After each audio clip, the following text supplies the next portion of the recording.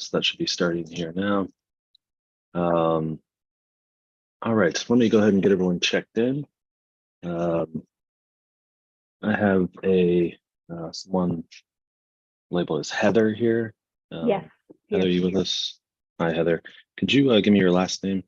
Estridge, Estridge. Okay, welcome. And are you the applicant or owner on the project, or who you represent today? I am the architect.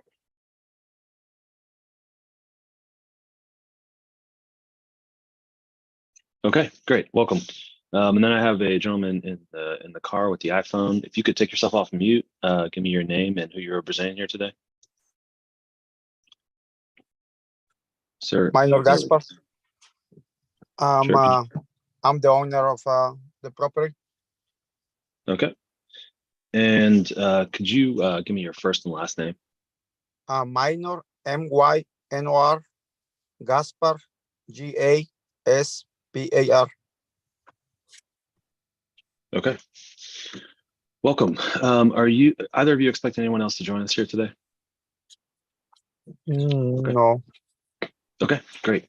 I see we also have Wes Menzel, the zoning and plans examiner for the city. Welcome, Wes. Good afternoon.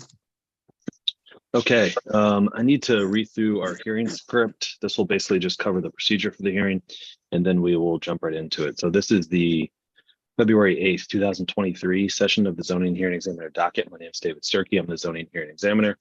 The case before us today is case number ZH20230004.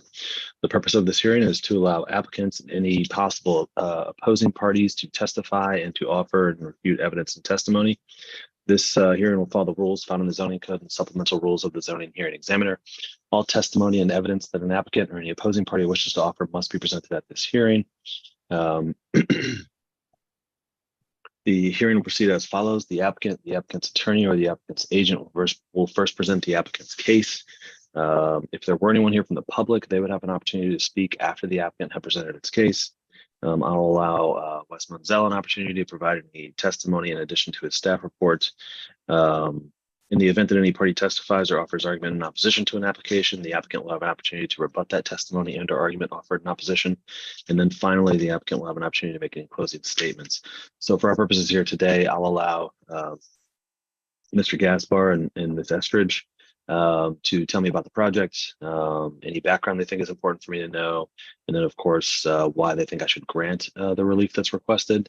And I'll allow the two of you to orient that presentation however you would like. One or both of you can speak in whichever order you would like. I'm pretty liberal about how you want to present that information to me.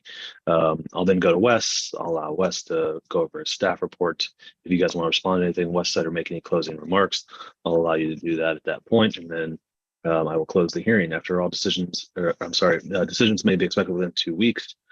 I may limit or exclude any testimony that I deem irrelevant or outside the scope of the application being considered. I may interrupt any speaker ask questions or make any comments. I may also refuse to consider hearsay testimony or documents, which is generally evidence you want to introduce that consists of statements made by someone who's not present at the hearing here today.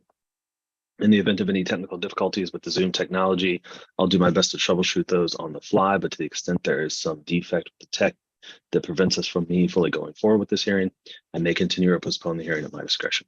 Okay. The last thing I need to do is just swear in all of our witnesses. So if you intend on providing any testimony here today, making any comments, asking any questions, really doing anything other than just strictly observing, then the zoning code requires that I swear you in. So I'll do that now. So if you, again, intend on testifying, if you could raise your right hand, I need everyone to answer out loud.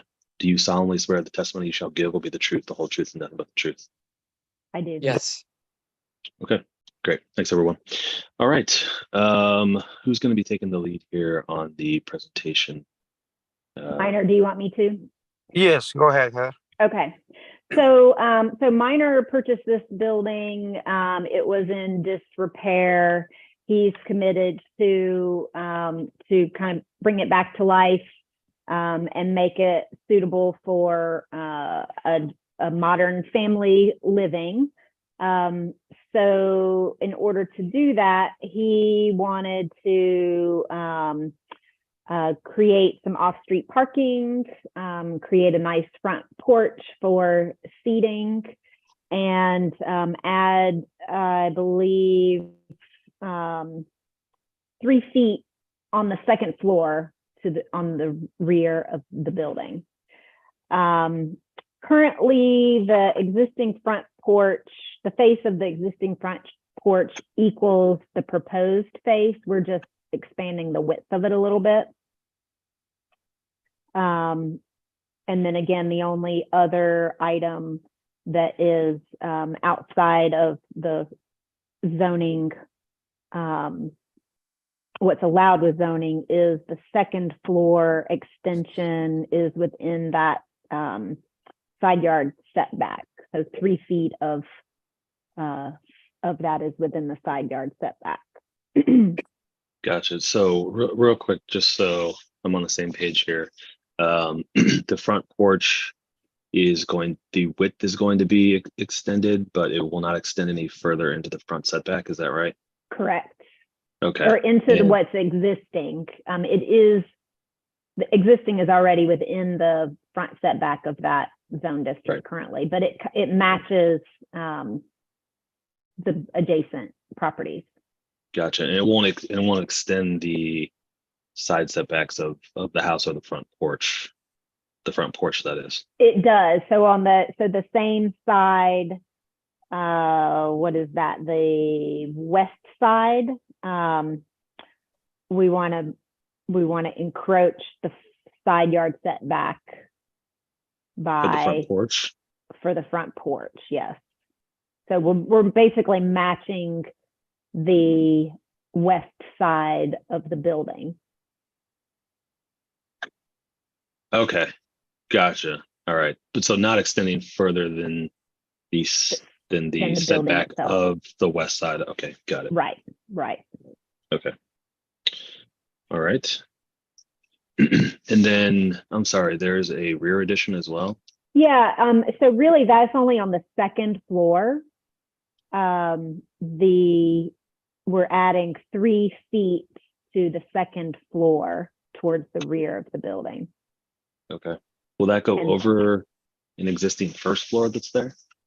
Yeah. So it's kind of creating a little bit of an overhang at the first floor rear exterior space. Okay. And it's really just to allow us to get all of the functions that we want on the third floor. 2 bathrooms, 2 bathrooms, 3 bedrooms. Okay. And again, not encroaching any further into the side yard, just maintaining that west wall.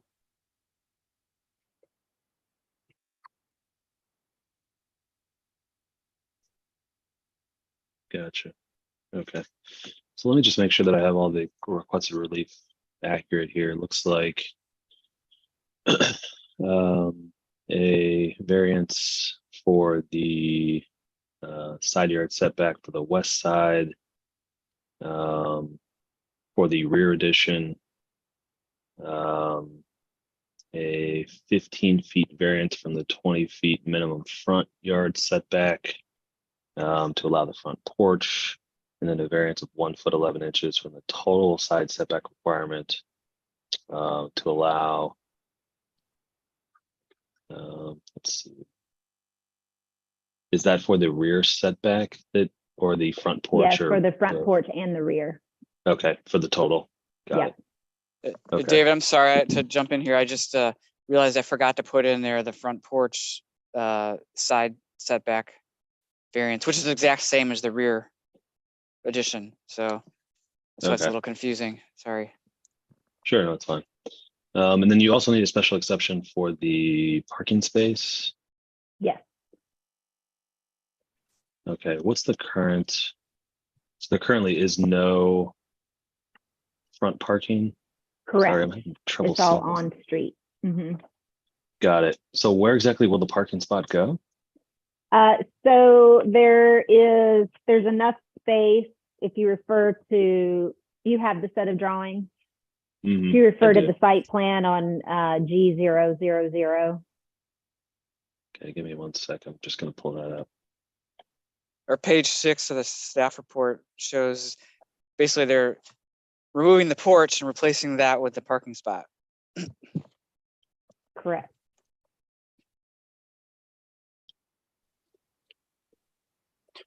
Got it. Okay.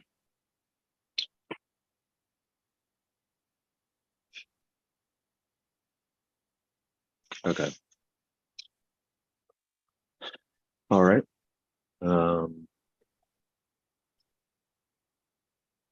Let's see. Is there any other front? I mean, is this front yard parking technically, Wes? And if not, why not? As long as, well, 16 feet of the depth of the parking space is along the side of the building, with the new porch at the front. Mhm. And the remaining 2.5 feet or something like that is extending into the front setback. So that's what the special exception is requesting, is that 2.8 feet that extends into the front setback, beyond the porch. Gotcha. Okay. Ms. Estridge, anything else you want to provide on this, or do you think it's important for me to know? I don't think so. Mm-mm. Okay. Are there other, I'm just looking around Google Maps, are there other examples of driveways like this on the street? Across the street, there are driveways, Mhm. and curb cuts. Okay. Right. All right, Mr. Gasbar, anything you want to provide? Yes, well, the idea is just to match the same parking space on the front of the house. When you see the house we own across the street is one parking, and it's what we're trying to match. So, if somebody want to park, like a nice car, or they have something valuable, they don't want to be on over the street and get damaged. So that is the goal, to make it the right way. But if we can, then it's nothing. I mean, if there is not, don't we're not allowed to do it, then we're just gonna move forward without the parking Sure. right way. Yep. Okay. And Okay. Anything else? that's it. Pretty much. Yeah. Okay, thank you. Wes, anything you want to provide in addition to your staff report? Just kind of highlight a couple things, but the proposed front porch and the 5-foot front setback matches the other properties abutting along that street. So it's kind of falling in line with those. And then the side setback, on that west side is non-conforming, and they're just kind of matching that at the front and the back.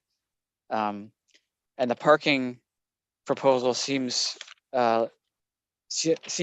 It doesn't seem to have any negative impact on nearby properties, and would relieve the stress of trying to find a parking spot on street if you had your own dedicated spot. So that's kind of what we landed on that.